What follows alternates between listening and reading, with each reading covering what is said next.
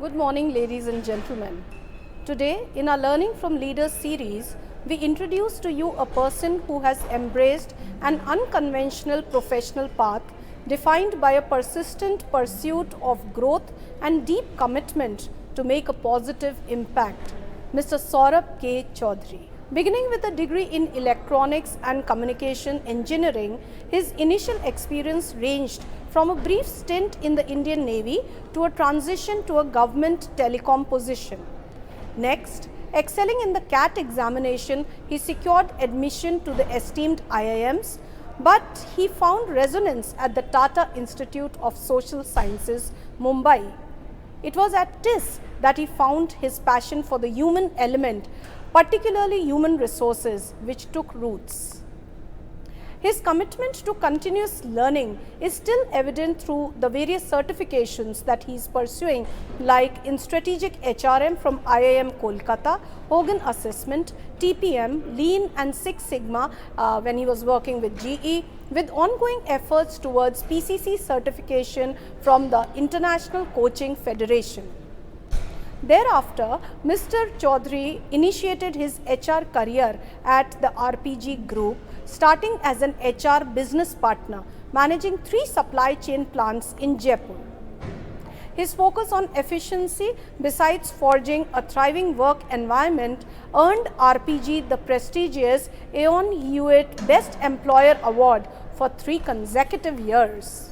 Subsequently, he embraced a new challenge at General Electric's Greenfield Multimodal Manufacturing Facility in Pune, where he pioneered the implementation of a groundbreaking self-managed teams philosophy, transforming it into one of India's largest supervisor-less operations, which was really commendable. Seeking diverse perspectives, he transitioned to Crompton Greaves as the regional HR head for sales in Tamil Nadu. Later, at Colgate-Palmolive, he led the HR and IR functions for the oral care plant in India, catering to APIC countries.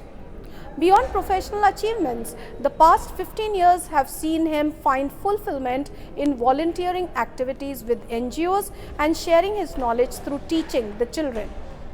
On a very personal level, Mr. Saurabh Choudhary is blessed with a very supportive wife, Dr. Priyanka Raj, and 2 adorable children, Shri and Shubh, along with Coco the rabbit, who completes their family.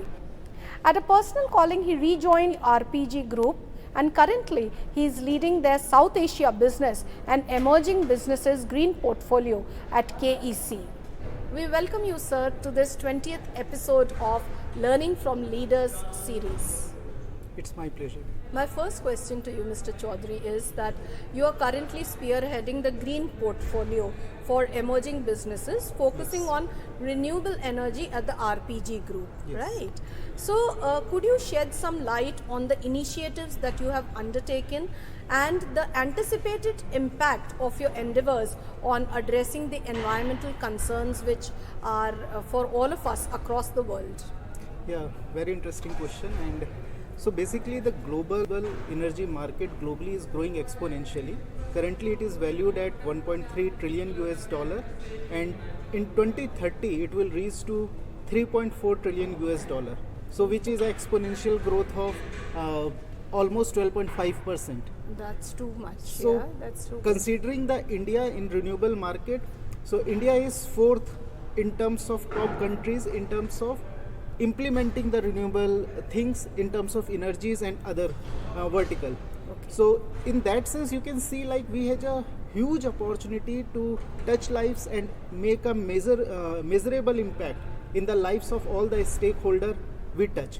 And that is exactly what we are trying to do in our green business portfolio, where we are focusing into solar, green hydrogen, wind, ropeway and cables business, and which is 100% green. And by doing this, what will be the impact? The major impact will be the reduction of carbon footprint, because the accessibility of the greener fuel will be easier and affordable for the larger mass population. The second thing will be because the market is so huge, it will create a lot of job opportunity for youngsters in India and across globe. And KEC as a major EPC company, we are also working of training the talent pool so that we can meet the future demand of talent. And the last thing which will definitely support India and globally, the economic growth which will come through this green portfolio. Okay, so that's really a lot of good news for our viewers, because number one, the carbon footprint is going to get reduced. That's the major impact. Yes. Secondly, a lot of employment opportunities are going to be generated, and for which KEC is also providing the training to the youth. So this is wonderful information that you have given to us. So Mr. Choudhary, another question that I want to ask you is that you are associated with the International Coaching Federation, Yes. right? So could you provide some clarity to us on the ambiguity which surrounds the distinction between coaching and mentoring within the leadership domain? And additionally, what I want to know is that, drawing from your own coaching practices, what advice would you offer to the leaders in terms of guiding and developing their own team members? Yeah, it's a great question actually, because many people ask me this question: coaching and mentoring, it's same, it's different, how they are different from each other. So basically there is very particular difference between coaching and mentoring. If I explain in a layman's term, so coaching is something which focus on the client, and the client need to figure it out his solution, and as a coach you help him by asking the right questions, and it's the responsibility of the coachee to figure it out which solution is going to work from him. So Okay. coach doesn't provide any solution to coachee. Okay, so coachee is on driver's seat, coach is just a facilitator. But in mentoring, it's completely direction led by the mentor. So basically in mentoring we use the experience and the technical experience and other things from the mentor to find out what best suit for a particular client. So here the solution is given and direction is given by the mentor, but in coaching it's exactly different. Okay, so one major difference which we have understood clearly now is that when we talk about coaching, then the focus is on the client, and generally the coach is only a facilitator Yes. who provides the clarity and guides the way, but the final decision is taken by the client. Correct. And in mentoring, the entire relationship and the whole process is dependent on the mentor. Yes. And the mentee has to just take the spoon feeding and implement it. Yes. So in the long run, I believe it is coaching which is more beneficial. Yeah, coaching is more beneficial because there is a proverb: you can give somebody a fish or you can teach him how to fish. Absolutely. And in coaching, that exactly we do. We coach them how to find the solutions of their own problem. Right. And once they figure it out, this is the way to figure it out, the problems, and figure it out the solutions. They are on their own. True. So in coaching, basically, leaders need to emphasize on making their subordinates in an auto mode, putting them in an auto mode, so that sometime in future they are able to work out for themselves all the Correct. solutions. Oh, that's very enlightening. Mr. Choudhary, you know, I was exploring literature on change management for some training program that I had to prepare on the topic, and I came across this very disturbing statistics that over 2/3 of change management efforts are often met with failure. So even you have implemented so many initiatives or interventions. My question is, how do you address resistance to change in your professional life? Moreover, do you perceive that such kind of resistance is primarily an issue in the Indian organizations, or is it a phenomena observed across cultures and countries? So Yeah, very interesting question. And there is a proverb says, change is the law of nature, and which is a fact. And we all are human being, whether it's India or I worked in US and Africa with got opportunity to go and work there. So basically, it's the natural resistance of a human being towards something which they don't know. You can see an individual family if any change you want to implement, first there is a lot of resistance, and the same happens in our organization setup where we have 1,000 of employees. Right. So it's a natural phenomena, but as an HR professional, we understand the psychology of human being, our employees, and we try to address those concerns which derail this change management. Okay. So as you rightly mentioned, 2/3 of the change management program doesn't achieve what they are expected to achieve, but if we implement a simple thumb rule, which is a 5-pointer thumb rule which I used in my profession over a period of time to implement these changes which make life easy, and these are pretty simple. Okay. Actually, the first most important thing is communication with transparently. Okay. Everyone in today's world, in Gen X, Gen Y, is working around you. Those days are gone when we are making some commitment with union and showing workers something else. True. So the communication need to be 100% transparent and make it sure why this change is happening, how it is going to impact their life, and what is in it for them. That is going to make your life easy. The second important thing is their participation and involvement. As a management representative or whole management team can't make the change successful unless the involvement of the people for whom the change is being made. So their involvement, making them responsible, let them own that change, and then you will be successful. Right. So this second step is very, very important. The third step is making them prepare by either training or support.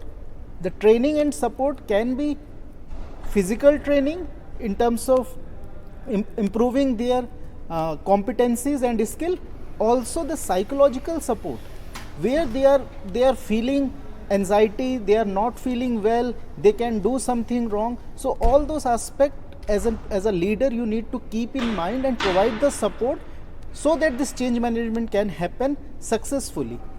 And the fourth thing is you need not to achieve the whole milestone in one go, but you need to celebrate small milestone achievement and give the credit to the people who are involved in that, so that they start owning and they start leading those changes in their team and by themselves.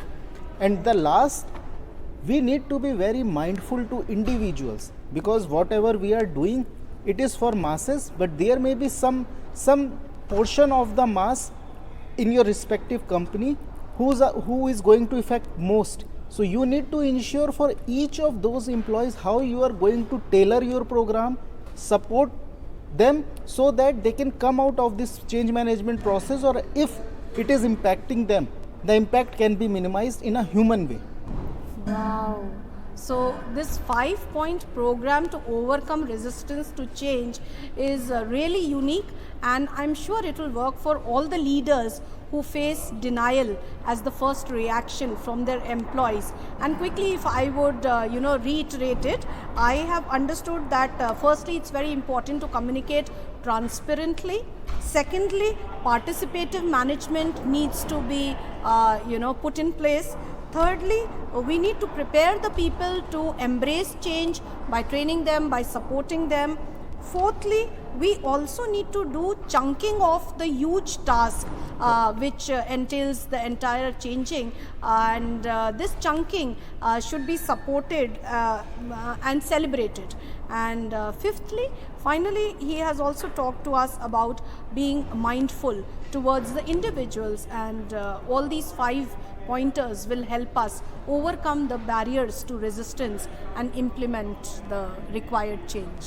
Right. So another question that I really want to ask you is that at what juncture of the employee life cycle should leaders focus their attention to unlock the full potential of their team members and cultivate such individuals who finally become very exceptional brand ambassadors for the organizations? Yeah, so it's a dream for any leader to ensure that every team member reaches to their full potential. But to answer your question, what I feel is the initial period when an employee joins from a different organization to a new organization is very sensitive phase. Right. And we in HR terms we say that it's the onboarding and orientation phase. And further we divide into initial first 90 days. Okay. So those first 90 days are more critical for any employee, either make it or break it, because what happens, generally the manager, other stakeholders make a perception about the individual in those 90 days. And many times it has been seen that without making him prove his or her ability, they make him the person can't do it. Okay. So what we do in HR, we divide these 90 days into 30, 60 and 90 days domain, and where at each of these 30, 60, 90 days juncture, the line manager regularly sits with the employee and discuss. The most important thing is expectation setting. What is expected from the employee, how he is going to deliver, and also employee asks what is support required from the manager, and manager tries to give that support along with the support of the team, because manager is not going to be present every time. Right. And this is one of the most important thing to make a team member successful once he joins the organization. So as an HR professional, as a leader, we see like there are two monetary and non-monetary impact if a person joins, a new person joins and leaves the organization within 6 months or 1 year. Because the cost of replacement of a middle-sized leader is almost 1.5 to 2 times of the CTC, annual CTC. Yeah. So you can understand, and it is not only the monetary impact, but the impact on the team, impact on the morale, the attrition rate, all those things are going to impact, employer branding, all those things. Yeah. So basically, if first 90 days we are focused enough, giving time the employee, making him understand about the organizational culture, and the basic thing is what is expected from him and what basis he is going to be judged, that make a difference. And if we do it very properly, very diligently, I'm sure those employees always become the brand ambassador for that organization. And last but not the least, don't burn bridges with the employees who left the organization, because you never know in this world where talent, right talent is something which is like a gold mine. Those person will come back, and as an employer it's our responsibility to be connected with them and ensure they come back and build our brand. True. So he has given some very valuable inputs that in the entire employee life cycle, the focus could be more on the onboarding and orientation stage from the leader's side, and if that is done properly, then you are able to retain the talent, and all the other opportunity lost and opportunity costs are not at stake. And for that, 2-3 important things he has mentioned. Number one, we should focus on joint expectation setting. Secondly, the organization culture should be known to the new joinee. It should be made known. And thirdly, alumni management is also very important, because we may request people to join back, and they may be willing to again come back to the same organization. So do not burn the bridges. Mr. Choudhary, I interact with the leaders and the managers, and one very common thing which they are all concerned about is the stress, especially the distress. Yeah, we are not mentioning the use stress here. So when they feel distress, they all have very different coping mechanism. I want to ask you that how do you deal with stress? Yeah, so how do I deal with this stress? Basically on weekends, whenever it's possible, I love cooking, and I used to do some cooking for my wife and kids, and that make my life easy in terms of my wife's likes the food and also I get chance to accommodate for the whole week things which I was not able to give time to her and kids. So that is very basic thing apart from spending time with the family and teaching kids. That cooking part is something very special about me, me and family that we do. That's wonderful, because each one of us needs to have some or the other hobby so that we are able to unwind, and just like our mobiles, we are able to recharge ourselves. So we in training terminology explain it as the leisure quotient, the LQ. correct. So every one of us needs to up our LQ as well, so that we are able to deal with stress and pressure which keeps on challenging us throughout the week. So thank you so much for all your time, and I know you have a very busy schedule, but you were able to find time for us. Thanks for joining us in Learning from Leaders series. Pleasure is all mine. Thank you.